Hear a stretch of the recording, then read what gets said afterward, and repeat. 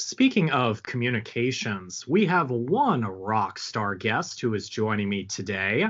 We have Sarah Cutshall, who is a Communications and Coordination Associate for NASA's Applied Remote Sensing Training Program, also known by our acronym ARSET for short.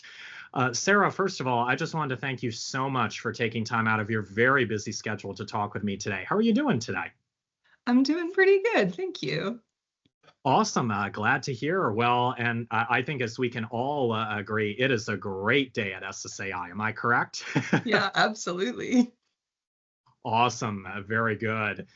Well, Sarah, what I wanted to do during this podcast was ask you a couple of questions in relation to your role and work at SSAI. I think our audience is really going to enjoy our conversation today. So my first question I wanted to ask you was, can you please tell the audience about yourself and please describe the projects you have worked on at SSAI? Sure. So my name's Sarah Cutshall. I started my position with SSAI about 3.5 years ago, so late 2021. And since I've started, I've been working with ARSET full-time. Before I started here, I studied environmental science at the University of Pittsburgh. But while I was there, I focused a lot on communications. So for example, I worked for our student newspaper, and then I also did like a public communication of science certificate. And then I guess I'll also give a little bit more background about ARSET. So ARSET is the Applied Remote Sensing Training Program, and we offer online and in-person trainings for a variety of skill levels. We have a number of application areas or like topics we focus on, like water, disasters, agriculture, and these are all open to anyone who's interested, although we do try to focus on decision makers. Wow, that's absolutely fantastic, Sarah. I really appreciate you highlighting your experience and breaking down the ARSET training program. I've been very fascinated with the ARSET training program, so I've been very impressed with the courses that have come out so far. So I really appreciate you highlighting more about that. And transitioning on to my next question. NASA's ARSET program provides valuable remote sensing training to a global audience, like you mentioned. And how does your role as a communications and coordination associate help bridge the gap between technical experts and end users? And how do you showcase SSAI subject matter expertise in this process? So this is a great question because bridging that gap is at the core of our work at ARSET. To add some more framing, our mission is essentially to expand the reach and uptake of NASA data and resources. A lot of folks outside of our sphere don't know that Earth data is freely accessible. The satellites and sensors have already been paid for, and we just want to help get the greatest possible value out of these existing tools by showing more people how they can incorporate the tools and data in their work and use them to make decisions driven by NASA Earth science data. To get back to SSAI, a number of folks on our team work for SSAI, including some of us on the programmatic team, and one of our instructors, Sean McCartney. I believe you've interviewed him in the past on one of your previous podcast episodes.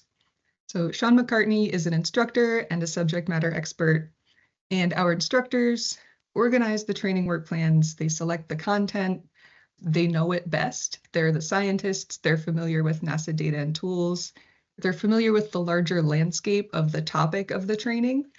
So they choose the topics, they tap into their networks and invite guest speakers if there's, a really niche or specific topic that they aren't very familiar with themselves.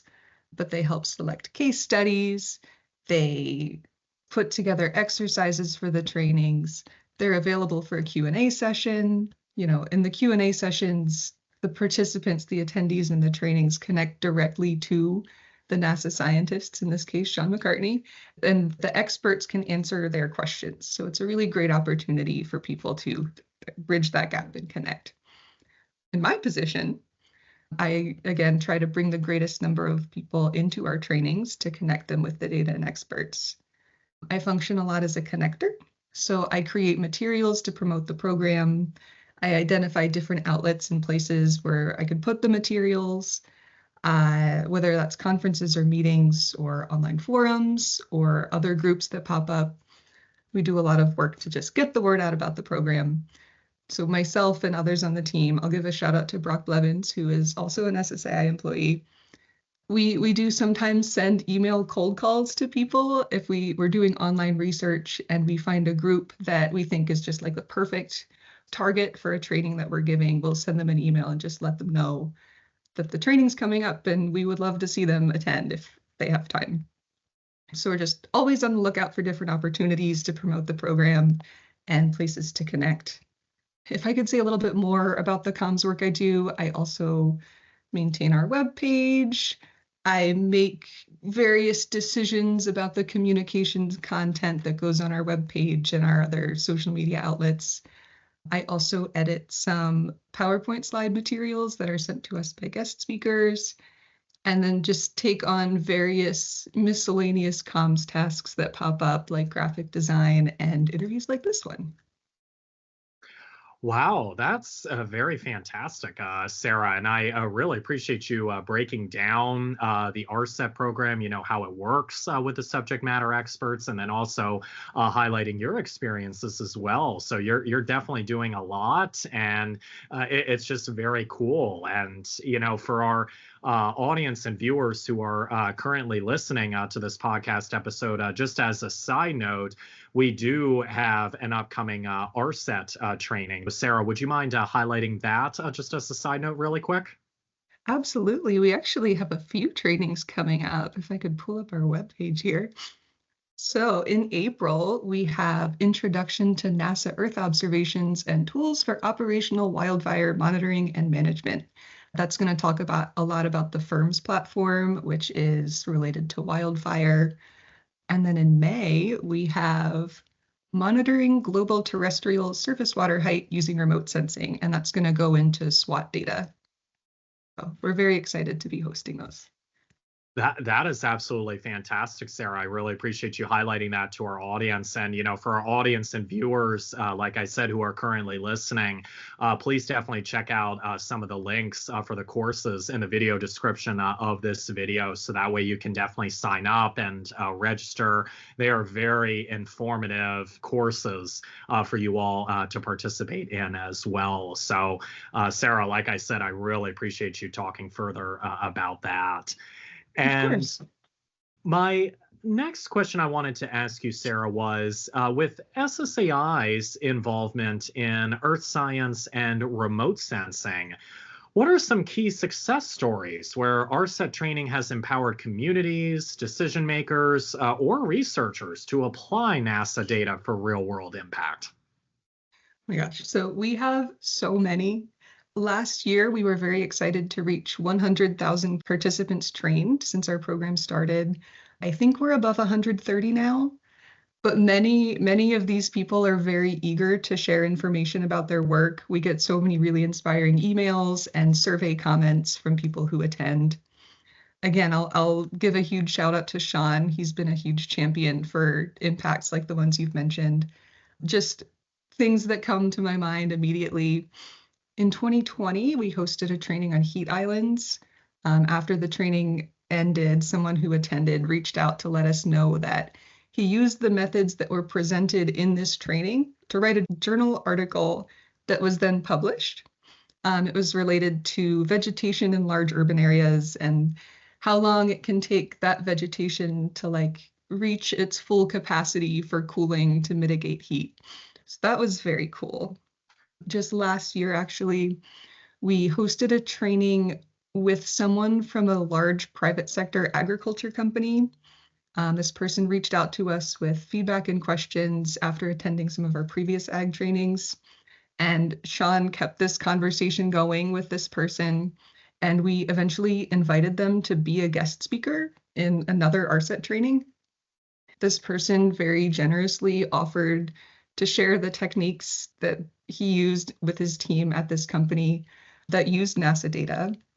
And yeah, we hosted this training together, and I think it really benefited everyone involved. We at ARSET got to be a megaphone for NASA data. Our wider audience learned new and cutting edge skills that were being used in the private sector.